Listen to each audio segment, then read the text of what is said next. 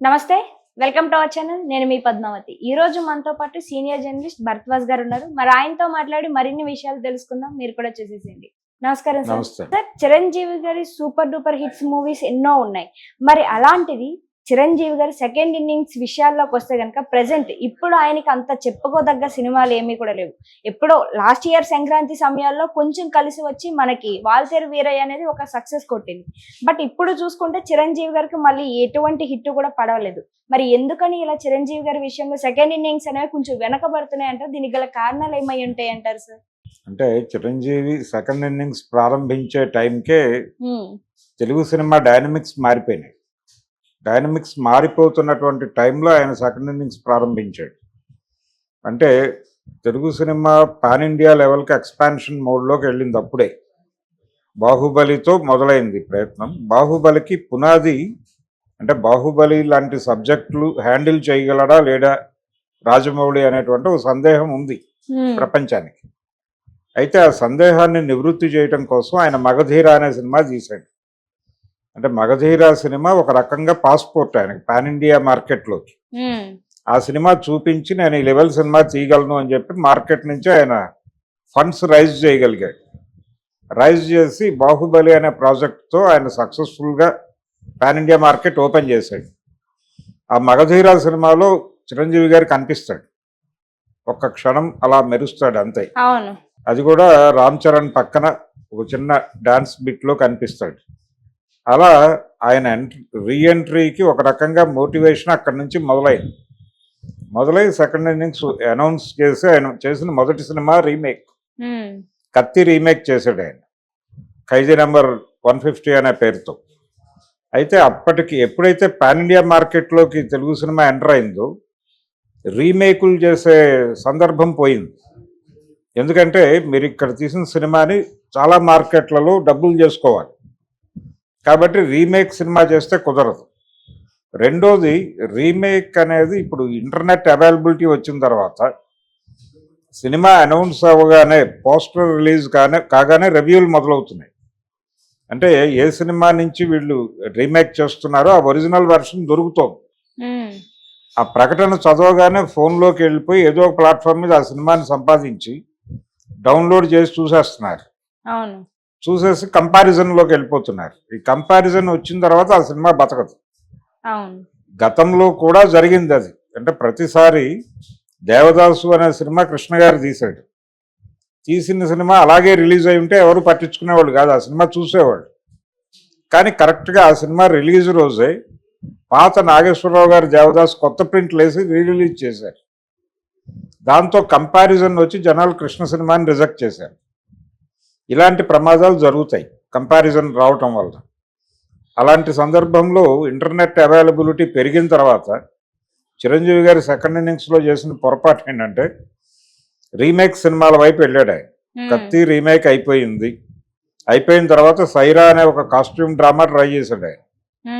అది తెలుగు మార్కెట్లో బాగానే వర్కౌట్ అయింది, కానీ వీళ్ళు పాన్ ఇండియా మార్కెట్కి ఎక్స్పాండ్ అవ్వడం కోసం ఆ సినిమా చేశారు. పాన్ ఇండియా మార్కెట్కి వర్కౌట్ అవ్వలేదు ఆ సినిమా. హిందీలోనూ మరొక చోట డబ్బులు రాలేదు దానికి. తెలుగులో వచ్చింది, కర్ణాటకలో డబ్బులు వచ్చినాయి, తమిళనాడులో కొంత మేరకు వచ్చింది. మిగిలిన చోట ఎక్కడా కూడా అది ప్రభావం చూపించలేదు. చూపించకపోవడానికి కారణం ఏంటంటే ఈ నరసింహారెడ్డి, ఈ ఉయ్యాలవాడ నరసింహారెడ్డి అనే పాత్రని ఈ సినిమా మొదలైన రోజే వీళ్ళు జాతీయ స్థాయిలో ప్రమోట్ చేసి ఉండాల్సింది.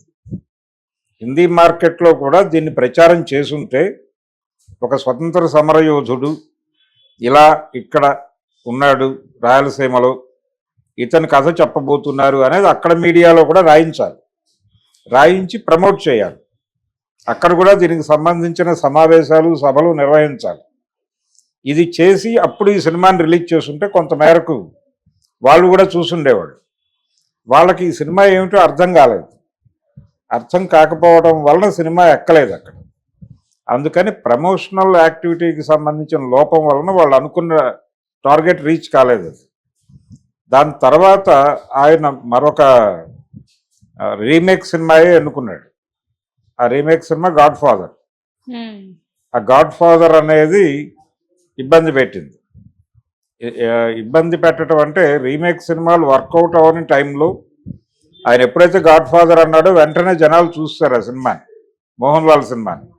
పైగా అది తెలుగులో 70 ఓటీటీలో ఉంది, ఆహాలోనే ఉంది. అప్పుడు జనాలందరూ ఆ సినిమా చూసేశారు, వాళ్ళకి డబ్బులు వచ్చినాయి బాగా.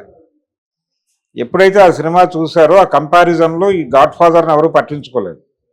దీనికంటే ముందు ఆచార్య అనేటువంటి ఇంకో విఫల ప్రయత్నం చేశాడు. అవును, తండ్రి కొడుకులు ఇద్దరు కలిసి, అది కూడా పాన్ ఇండియా మార్కెట్ని దృష్టిలో పెట్టుకుని చేసిన సినిమాని. అది కూడా వర్కౌట్ అవ్వలేదు. అది వర్కౌట్ కాకపోవడానికి అది అఖండాచార్యగా మారింది. అది అంటే అఖండ సినిమా హిట్ అయింది.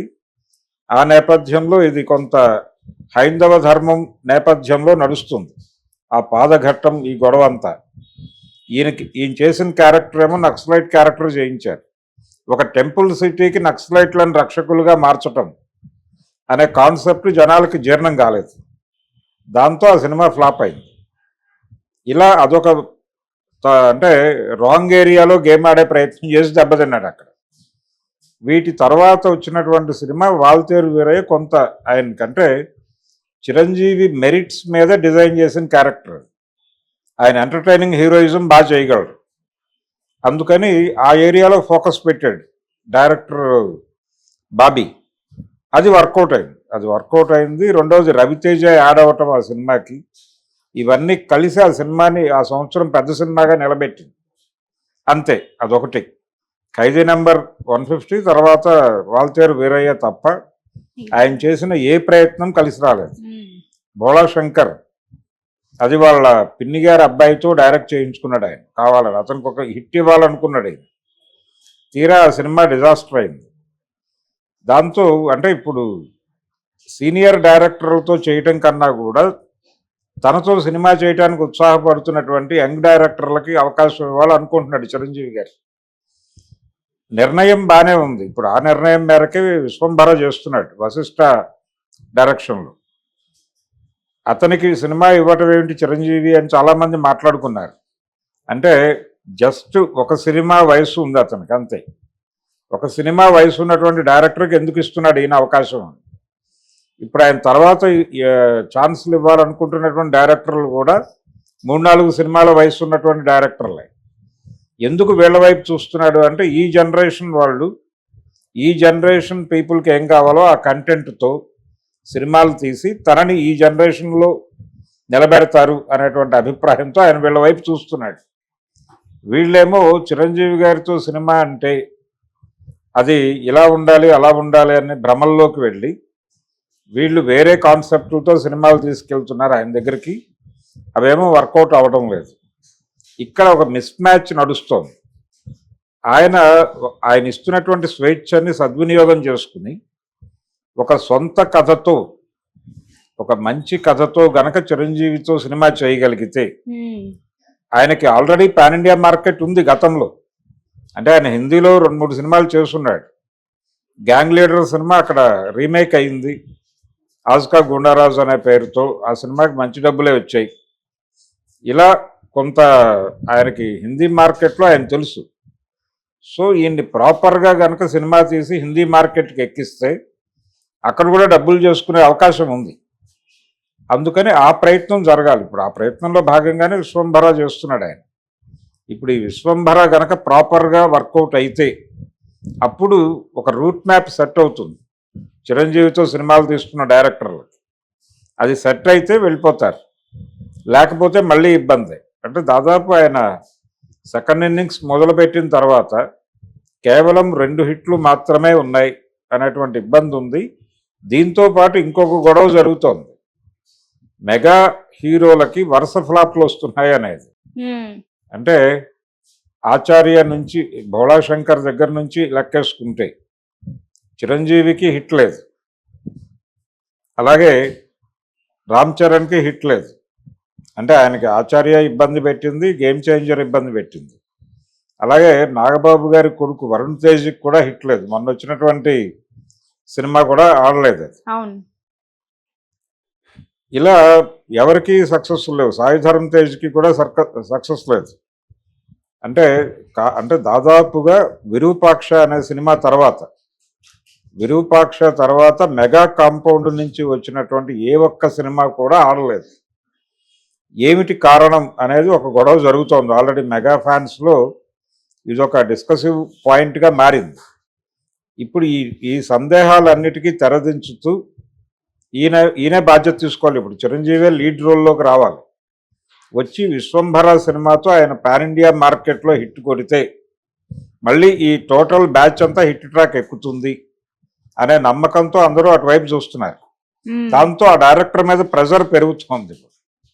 ఆ ప్రెజర్ హ్యాండిల్ చేస్తూ ఒక ప్రాపర్ సినిమాని ఆయన ఆడియన్స్ ముందుకు తీసుకురావాలి. తీసుకురాగలిగితే ఆ సినిమా హిట్ కొడితే మెగా కాంపౌండ్ మళ్ళీ రైజ్ అవుతుంది. అది ప్రస్తుతం అందరి హోప్స్ అక్కడ ఉన్నాయి. చూద్దాం ఏం చేస్తాడు. వశిష్ఠ చేతిలో ఉంది ఇప్పుడు మెగా కాంపౌండ్ భవిష్యత్తు. కాబట్టి అతను ప్రాపర్గా డిజైన్ చేస్తాడని ఆశిద్దాం.